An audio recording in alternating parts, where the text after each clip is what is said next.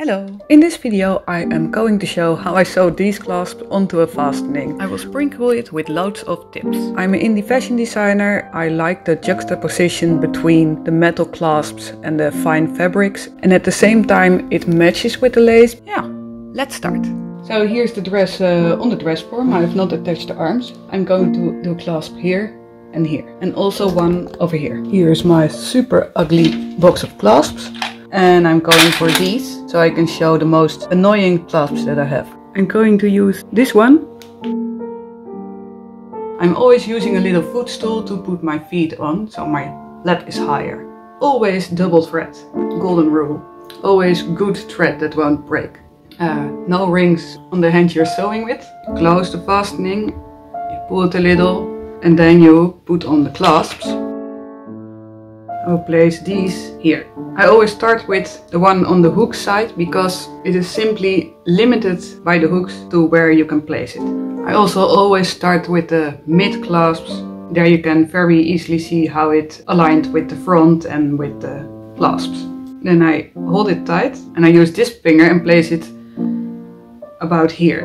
Then I know somewhere there in between I should stick the needle. Now I put the thread between my ring finger and pink, and I use that to guide the thread and make sure it won't knot. Then I do it back and I use this ring finger and pink to keep the loop open and then pull it through. There's nothing as annoying as entangled thread while you're hand sewing. Then I do multiple knots as soon as I decided that I'm happy with where the clasp is. And I push the clasp against the hooks again, and I'm sewing it 3 times through this same place. Secondly, I'm going to sew it here. And I'm constantly readjusting this so it sits at the right place. So even with all my efforts, it went a bit lower. But this can happen. Then you just have to do the same at the other side. It's my rule of thumb. Make it symmetrical. Then it looks intentional. I do this fastening in 2 takes, 2 threads, for 2 reasons. One is I don't want a thread that is this long. 2, I don't want that as one thread comes off that you immediately lose the clasps. So now for the back side, another thread, double thread, and here you go. I have a very crooked needle and need to replace it, but I feel sad for the needle if I do so. So in the end I'm sewing it at 10 places. This tail piece is very important because you can still manipulate the clasp slightly. For the other side I have the other clasp with the eyes. I fastening, and then you can see that this one will come exactly at the seam, at the thread line. And as this one sits a wee bit lower, I will do the same with this one. Also important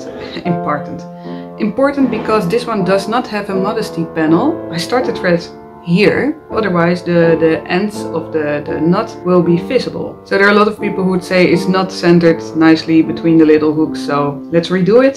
That's fine. I always check, would it harm the design? Let's say I have 5 of these clasps in a row and one is sitting lower and the others are not sitting lower, then it would be annoying. But here there will be only 2 clasps, so it doesn't matter. Well, it's a view on life, I guess. I am very clumsy by nature and I have to find some midway between perfection and imperfection. Otherwise I could not be doing this.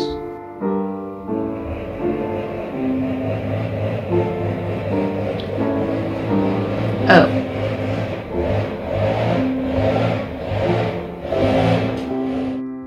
Well, that ruined my sad story, but I think we also covered this whole set. I finished the last fastening and then my design was done. I'm showing you the finished result after the 6 clasps were sewn on. Here's the full total, the close-ups and another one of the clasps. If you enjoyed this, I recommend this playlist, or you can go to my main channel for all of my content. See you in the next one. Bye bye!